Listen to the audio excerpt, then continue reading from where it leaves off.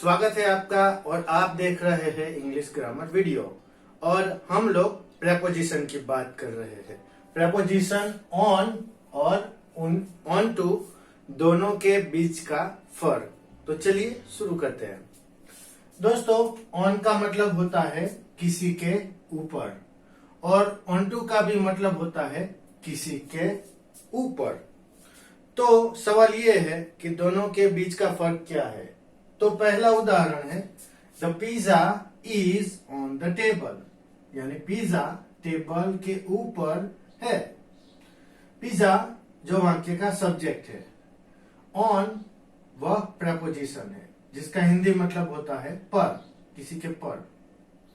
तो preposition on का प्रयोग तब किया जाता है जब कोई चीज पहले से ही कोई दूसरी चीज के ऊपर रखी हुई है, यानी दूसरी सपाटी पर पहले से ही है।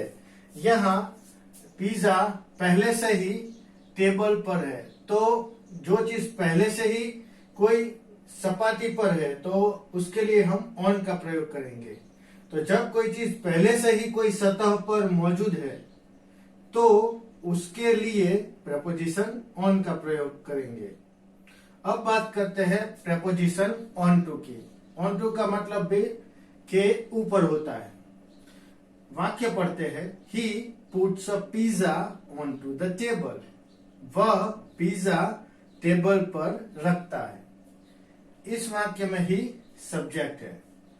तो दोस्तों, और पिज्जा ऑब्जेक्ट है। तो यहाँ ही यानी वह, ही के हाथ में पिज्जा है और वह आदमी वह पिज्जा किसी टेबल पर रखता है, यानी उसके हाथ में जो पिज्जा है वह गति करता है, वह मोशन में है। तो जब कोई चीज गति करके दूसरी सतह पर जाती है, मतलब ये पिज्जा जो उसके हाथ में है वह गति करके वह टेबल पर जाने वाला है, तो तब हम प्रेपोजिशन ऑन टू का प्रयोग करते हैं। तो दोस्तों, यहाँ मेरे पास एक बुक है और ये है मार्कर। तो मैं ये मार्कर बुक पर रख देता हूं। तो अब कोई सवाल पूछेगा, where is the marker? Marker कहाँ है? The marker is on the book. जो चीज पहले से ही कोई सतह पर मौजूद है, ठीक है, तो उसके लिए हम किसका प्रयोग करेंगे? ऑन का। लेकिन अब मैं मार्कर हाथ में ले लेता हूं और धीरे धीरे उस पर रखता हूं, मतलब ये मार्कर गति करके ये ऑब्जेक्ट पर आने वाली है, यह सतह पर जाने वाली है। तो जो चीज गति करके कोई दूसरी सतह पर जाती है उसके लिए ऑन टू का प्रयोग होता है। The marker, I put the marker onto the book, onto. तो जब भी कोई चीज किसी चीज पर पहले से ही मौजूद है, स्थिर है, उसके लिए ऑन।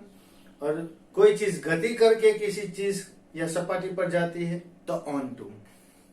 तो ये था दोस्तों ऑन और ऑन टू के बीच का फर्क। Thank you.